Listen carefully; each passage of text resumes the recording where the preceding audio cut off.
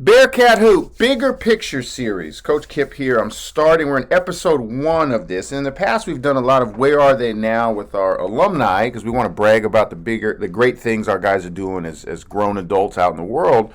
But I'm lucky enough with this particular group of players we have on the current roster for the 22-23 season. Some of these guys are already maturing into amazing people right in front of our eyes, and I want to be able to tell their stories of how they're wearing multiple hats, not only here on campus as students, as men contributing to the community, as players obviously for us, but guys do already with a vision of who they want to be and acting upon that vision, which is a core tenet of the Men Family Legacy platform we try to provide for them. So we've got a senior with us, which is crazy to say that KennyWright JR is a senior with us already. It's nuts. But Ken, welcome to the first episode, my friend. Thank you for having me. Yes, sir. So Kenny, Texas native. I'm going to let's start with the business and maybe the origins of you and fashion and clothing and designing. Take us through it. Well, to start, really fashion has really just been a part of my life, really since I can remember. Like, my mom used to she wouldn't even let us walk out the house if it wasn't matching, to be honest. She used to dress me and my brother all the time before we went to school, and she would honestly be completely honest with us before we walk out and be like, that's not the fit, that's not what you should be wearing. Doesn't look good, but I appreciate her honesty. It's definitely helped since, so big shout out to her. But fashion just has been a part of my life since elementary school. I remember just putting on Jordans, just paying attention to the latest trends, noticing my public figures and the celebrities that are walking around me and just noticing what they're wearing, and it really just inspired me, to put my own twist.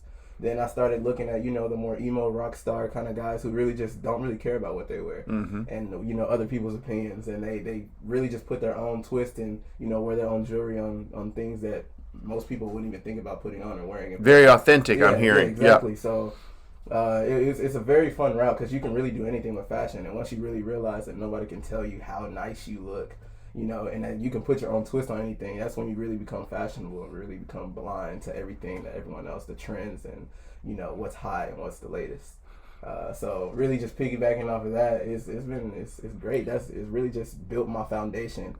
Since then, noticing the public figures, my parents, and social media, of course, it's just been a huge role in that. So fast forward to your time here. We're lucky enough to get you to make the jump across country. Yeah. Come out here and harass the hell out of ball handlers for us for all these years you've been doing. And then obviously balancing school, practice, and then take us, what's the timeline of the creation of you, not just for, like you described, your passion for it, but now creating for others. And well, you basically create for yourself, exactly. And others have jumped on. Well, first, really finding time. Let's start off there. Finding time as a college student, a basketball player, and a business owner is definitely one of the hardest things that you can ever do. Triple multitasking, is really just insane, especially at Willamette. You have to really have a vision first and foremost before you start anything out. And I wish I would have knew this before I started. Create that vision, which I feel like I partially have, but not necessarily the full aspect of what I wanted to do, because I was still in a gray area when I was creating this. Like, do I really want to do this at this time? Is this something I could wait till after graduation to do? But there's no perfect time to now. And, I was really thinking, like, what else do I have to lose at this point? Like, I'm already out of time. Might as well be enjoying being out of time. Completely out of time. So really just having that vision and focusing on that, that end goal. And even then, I wouldn't even say end goal. I would say make baby steps, like what you want to accomplish day to day, especially if you have other things going on. I didn't learn that till later. Accomplish those small goals before you can get that huge win, because you don't want to just say, okay, I want to start a Fortune 500 company tomorrow. Right. On top of, going back to chemistry and having to get at least a C or B in that class. So it really is hard to balance, but once you break it down into those smaller steps, you'll definitely be on the right track. So for people, listen, give them the company and the origins of, like, were you in the dorms one night throwing stuff together? What was it? I definitely was in the dorm. I remember literally I was staring at the ceiling and I was like, okay, like, I have the name, but what does it actually mean? What does it stand for? Looked at the ceiling and I was like, okay, I can go many different ways with this. And everyone has always called me OMG, but they obviously think that it means, like, oh my God. And it doesn't mean that. It means overly misunderstood genius. So I came up with that because my father calls itself the haircut gene. I took the G out for that. Yeah. And I put it onto the overly misunderstood because I feel like I'm misunderstood as a person. Okay. Necessarily like speaking like, okay, people see me as a basketball player, they see me as a student, they see me as a business owner, they see me as a musician, but I'm none of those things, honestly. I feel like I'm just Ken, like I'm myself. And I feel like in that aspect, I'm misunderstood, and that's the reason why I always preach that, because nobody really understands who I am, and they're like, okay, are you a basketball player today? Are you a business owner tomorrow? I'm like, no, I'm just me. I'm myself, and I have the tattoo Limitless because I feel like I'm limitless at all those things. I want to be as limitless as possible. I even do photography now, like, you know, just to expand and see all the things that I could really do with my talents, and like, not even necessarily talents, but just to prove to myself that anything is possible. I'm hearing that I hear creativity for you in so many different forms. Yeah. Yeah. And that's really what I strive to do, is be creative and be versatile. And it's not just to say that I wake up and okay, I want to try something new today. But if I feel like I can enjoy it and I feel like it's doable and I can achieve that, I'm going to try and do it, even if I do fail. And if I do fail, I'll eventually get better at it, because not everyone wakes up Steph Curry. And it looked like the way that I saw this business when I created it, I was looking at it from a basketball standpoint. Like, if I can take physical damage to myself, why can't I sit in front of a computer for 2 hours and, you know, take that mental damage and just be able, because I'm not giving myself physical harm, I'm not tired or anything. So it just made it easier to, like, you know, compare and contrast, like, okay, I'm not in the gym sweating, I'm not, you know, dying of thirst, but I can sit in front of the computer and create and design and do this for hours without any hassle. So what was the first piece you remember designing here for OMG? What was the first thing? It was the black hoodie. And to start, it didn't sell at all. None of those units of those hoodies sold. I created it. I drew it up in class. And I liked the design. I had it digitized to my guy Jay. Shout out to Jay. But he digitized it for me, and I thought it was gonna be a hit instantly. So I was drawing it. I was like, okay, yeah, this is great. And this is the first step of realization that everyone goes through when you first start a business. Like, you think you have a hot commodity, and you think that everyone's gonna buy it off the rip as soon as you put it out. And I put it out, and nobody bought it. And I was really, really disappointed. I was like, I went through a depression phase. And this is just the first, you know, units that I've been selling. I went through a huge depression phase. So my confidence went from up here all the way, and it hit a plateau. And I was like, you know, like, dang, like, is this how business is? Like, is this really even for me? Like, at this point. And I talked to my parents, and they were like, okay, well, you have to realize, for one, there's a lot more than, you know, just putting out hoodies and selling them and everyone's going to find out. You have to promote it. You have to make sure everyone, you know, your word of mouth promotion is everything. How you present yourself, your first impression of the hoodie, how you're presented on social media, how you're displaying it on yourself if you're wearing it. There's so many things that I was missing before I could even jump to that, you know, the high point of the mountain. You saw the mountain, you didn't see the path. And I saw the mountain, exactly. I didn't see it at all. I looked completely past that. But people miss those steps because, like I said, they're so driven to hit the top. They're so driven to see the end product. And I was one of those people. So that's where I had to come to realization and really just build a plan. That's why I was saying take those small steps. And you'll definitely see, you know, gradual progression. But I wasn't promoting. I wasn't doing any type of, you know, building steps for my business. It was really just I'll jump here to here. I put it out, and it led me to depression. I put myself in my own depression. So better, or was it worse, similar? Like, let's say we had a losing streak. Similar feeling, worse feeling, because it was so personally you? And that's what I was saying. I felt like it was stronger because it was all on me. Like, I feel like with the team, you know, it's easy to dish it out to, you know, whoever you want to or we could all wear it together. Or you could wear it together, you know. But when it's just you and you have full control of it, it's like, wow, like, okay, well, maybe I'm not as hot as I thought I was. And it was a lot of, you know, coming to Jesus meetings. Like, myself and really just writing down everything that I had missed. And that's the first step to success, is acknowledgement of failure. I like it. Yeah, I really had to acknowledge my failures, but it definitely did pay off after I started acknowledging. So what was the first hot item for OMG? The first hot item was the black hoodie. Just because I was missing the promotion stuff. So I reevaluated everything. I started looking back. I'm like, okay, well, if I didn't promote it and nobody knew about it, maybe this is my second, you know, try. So I started promoting on social media. I did like a 2-week campaign of like everything that I was gonna sell. People were sliding up. People were, you know, talking about it. But with those people sliding up came with more questions, and obviously I started seeing more holes in like my business. So people were giving me frequently like, when can I buy this? How much would it be? are there any deals? Are there any sales? And I'm like, okay, well now that put me even more depression because I'm like, okay, not only am I not putting out something that I think is hot, but I'm missing a lot of stuff that I didn't know that I was missing at first. I was missing the sales. I was missing the consistency of the sales. How often I'll be putting them out, like a website, all those things were missing. It was really like it turned into like a cyclical process. Like I was like, I feel like I'm running in circles. Like, okay, I would go back, retool something, and then go back and try to put it out, and then I'll find something else that was wrong. So I had to go back to the drawing board. And it was really frustrating, like at a point, but I realized that I wasn't the only one that was going through those same struggles. Like I was feeling like that because I felt like I was the only one. I was comparing myself to, already these, H&M, all these people that are already established. But little do I know that these people probably went through just as much or more than what I've already been through. And it sucked because I was like, all this time, like I've probably been selfish. Like, I feel kind of selfish at this point. Like maybe it's just me and it wasn't me all along. It was really just the way that I was coming about things and how shallow and naive I was to learning something new. Did you find mentors in it? Like, did you find people? Like you mentioned Jay, you mentioned other people. Yeah, and it really, because sometimes I wish I would realize this. There's a lot of people that really don't want to help you, and people that really don't find interest in helping people are smaller and fear that that you could pass them, and that's how the real world is. Like a lot of people that I felt like I reached out to collab with, they didn't really want to help me. Or they were protective of their little niche. Exactly. And they feel like a lot of people feel like they work for what they have, so they don't want to just give somebody else the reins. It's not easy. And I spoke with that about my dad and my mom, and they were like, yeah, that's how it is in the real world. You have people that'll help you just to a certain extent, and then they won't help you anymore. Like, but you just have to learn, like, your best mentor is yourself sometimes, and really just calming yourself down and writing out those steps that you want to, take and create action. So I did have a couple mentors, but for the most part, I would say a lot of people really didn't even want to help me. A lot of the clothing industry is really hard. Competitive. It's really competitive. Gotcha. It really is. So, especially in finding something that's new and original, because a lot of things are just recycled. There's things that are brought from the past back into the future. Nothing is really ever originated at this time and point.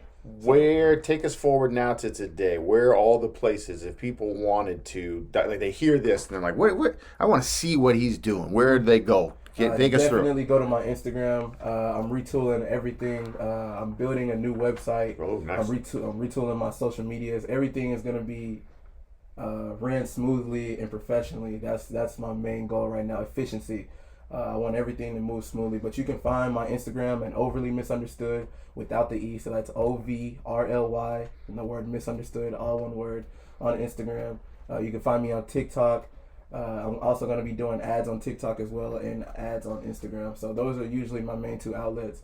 But I am branching out into more, and I will get that website back up for you guys. That's amazing. Yes, and I know in this particular season coming up, Ken has designed all of our coaches' sideline gear, yes, sir. Which we were excited to work with him, and the product's going to be great. We'll see that on the four of us. Really fun project. Yeah, man, you did great. I'm excited to rock it. I know I will be more modernized now than I was in the past. Now, take me through the jump you did. I'm really excited to let you brag about, and I know you're a humble kids, but feel free to talk about the impact, at least, of a venture you did like August, right? The late August. Talk about the school drive back home in the Dallas area. Man, so really that project was probably one of the greatest projects that I ever put together.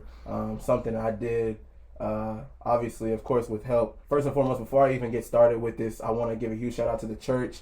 The people, the volunteers that assisted, everyone that sat there for hours and really just helped me complete this vision.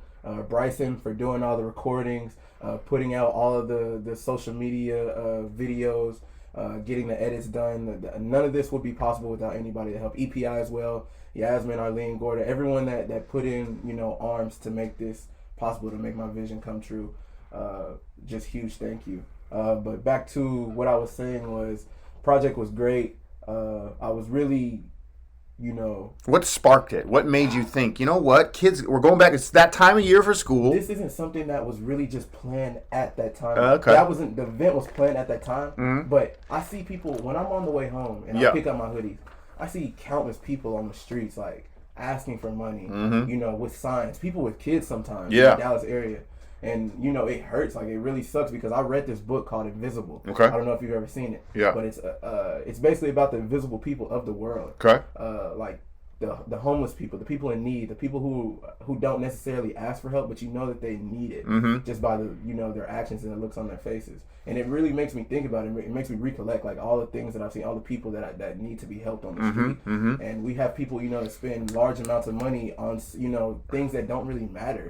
And like the goal of this was to prove to people that you don't have to be a public figure, you don't have to be famous, you don't have to be rich to do things like this. I did this out of the strength of my heart and really just having a vision, because I remember dropping off one of my homeboys like a couple weeks before the event, and he really didn't want to go home. Like, he was like he goes through those family struggles and things of that nature, and it really touched a part of me. Like, I was like, okay, what can I do to help people in need that feel like they don't want to go home, like they don't have as nice as things as other people do. And gratefully, I have a lot of nice things that I don't even wear that people would usually just throw away or try to sell. Like, I don't need the money. I don't want that. I wanted to make sure that everyone like had something nice going back to school. If it wasn't clothes, it was school supplies. And honestly, before even the clothing idea came, we were going to do a food drive. It was going to be something dealing with, something quick that we could give out to the homeless or people in need. But it came to me like, who am I to like force people to eat something that they might not even want? And even then, that honestly would be a even more like stressful, right? Because you're trying to get something that everyone would eat. You're trying to cook at high rates. So it really trying to keep the food warm or cold. Like it takes off into many different variations. But clothing was kind of like that median that was like comfortable, that I knew something about, that I had an abundance of, that I could really help out with. Then EPI just strengthened the motive and really just helped us come together. So it was August 20th, right? Yeah, August 20th. And 11 a.m. to 4 p.m. And you just like you talked about with your clothing brand, really you guys marketed the hell out of this too. Yeah, we did. So I'm assuming you applied some of those lessons to it. We had so many people repost the flyer. Yeah. And there was 3 different flyers that came out because people kept coming in and adding in, wanting to collab with us. We had free hairstylists. So shout out to my father. Shout out to Megan for the hairstyles. We also had EPI donate over 100 packs of school supplies. Not 100 school supplies, 100 packs of school supplies. I still have school supplies left over. That's how many they gave. And they came with backpacks full of stuff that kids can use to go back to school. Binders, Kleenex, 2 glue sticks, pencils, pencil boxes, everything that you could think of was in that backpack. So they really helped us out with that, and it brought in even more people. We had people trying to come in even before the time. Like, I was there at 8:30. Me and Bryson. Yeah. We're already there. Is Bryson a friend from growing up? Bryson has been my best friend since like, how old am I? 21. That's crazy. You're getting old. 11. Yeah. So 10 plus years. Yeah. So Bryson has been with me since I was this tall. So. Really just having him, and also the rest of my family there to assist and help out, it really just it sparked something in me. Like, we're going to do this more often. So stay tuned because we have way more stuff. And if you're watching on YouTube right now, I'll repost a lot of the pictures that Ken and Bryson put up from the success of it. Give us some. You mentioned some of the numbers of the success of what you guys gathered for people in need. We helped over 200 families. So, and I don't even think that's the exact number because I had a list of people writing their names down, but I lost count. Yeah. I was on college rule paper. I can tell you something. Right. And back. Yeah. 2 pages. I had people signing in, but I just ran out of name space, to put on those sheets. We even had to move it outside so people could see. We had so many clothes still left over, even after the big wave of people that came in and still helped. So there was the gathering first, and then the people could come to the spot to get the stuff. The way that we had it set up was a door. It was a church. The church is basically a box. It was held in the gym. It had a stage, which is where we had the haircuts and the hairstylists, and people walked in. And it was basically like a retail store. They could go from table to table. Man. And that was really the goal. I didn't want it to look like a sad, like, drive, like you're walking in, donations. Like, no, you can actually go in there and shop. Take what you need. And then the school supplies were off in a corner. And then when when you're ready to walk out, you just go get a backpack and you walk out. And that was that. But everything was set up like super nice, and that was really the vision that I wanted. Awesome. Like, really the retail store, like you're gonna go and shop for clothes, and all are free of charge. And even like I would give people a bag that says fill it up. Yep. Like, whatever you can grab, put it in the bag. I don't care, just take it. I don't want it. I love that, the power and the fact that you considered people's, like, not just like, hey, we have stuff for you, but how they arrived and walked through. Like, I'm a person. I should be able to shop too. Exactly. And that first impression is everything, especially like the feel of the event. Like you want it to feel welcoming. I had like posters done by the kids before the event. I came like 2 days. Bryson bought posters and I brought them up to the school, and I had the kids decorate them so we can use them as decoration on the walls and things like that. So that was cool. I really enjoyed that. And also at the church, there's a preschool. So the way that I found the church, and it was kind of crazy because we had like a huge setback. The first church that we had canceled on us a week before the event took the space away. Yeah, I woke up at like 10 and I saw a text, or I got a call from the first pastor, and he was saying that they couldn't do it anymore. And it really set me back because I was having self-doubt at this point. And I was like, dang, like right at the last minute. Like, great. So we had met with a church earlier by my house like a week earlier, and they said, we can't do it, but we'll supply you with anything that you need. That means chairs, tables, anything, signs, anything. And the reason why he was doing that is because he was a referee for me when I was in 6th grade. Yes. So he was like, okay, basketball connects. Anything that you need, just let us know. Yeah. So I was thinking, okay, maybe we could just have this outside. We set it up outside. I go to that church, pick up tables and chairs, and then we could just do it at like, a venue or like, outdoor plant or whatever. Right. And I was like, okay, well, people aren't going to stand outside in 100-degree like weather in Texas at 3 o'clock during the day. Right. So I was having, at this point, I was getting like, like, dang, like I'm not going to be able to do this. And I just been promoting it for like weeks at this time. So I'm like, okay. So my high school coach and Bryson's mom texted us and were like, okay, there's a church next to the school that you graduated from. Like, you didn't even go there. Right. So I went there and I sat outside for 30 minutes. It's a preschool. I knocked on the door. They didn't open the door. I sat out there, like I said, for like 30 minutes. And rightfully so. Like, who would open the door? Considering all the things going on. Right. And I don't know if you've ever been to a church and there was an old beat up like van, like sitting in the corner of the parking lot. And it had phone numbers on the van, and you would never even think these phone numbers were still active. By the way, the bus looked like it. I don't know. It was like old, and it was in the back. Yeah. And I called the first number, it didn't answer at all. Nobody answered. But the second number I called on the bus, she answered, and that's how you got the spot. Church. And even crazier, the pastor was saying that he might not even be able to do it because he was going out of town that week. Yeah. So. Susan, which is the leader of the preschool, she basically was like, okay, we're going to go ahead and do this. Like, like, even though he's not going to be here, I'll make sure I'm here, like, to run it with you and that's make amazing. Sure I'm in attendance. And that's how there's somebody willing to help. I know. And that was the next day. So the day that they canceled, we found the church. That's awesome. Next, where do you see it going? Where are you going? You're going to obviously have a great final year for the Bearcats. 2 years. You got COVID eligibility you can still discuss. Where's this going 5-10 years from now? Where are people going to find you? Definitely with my own nonprofit. That's definitely in the works now. I'm working right now to work my own nonprofit. That's one of the big goals that I've learned that I wanted to do. I didn't know that I wanted to do this. This is something I would have never even thought about doing 2 years ago if Coach Kip would have asked me.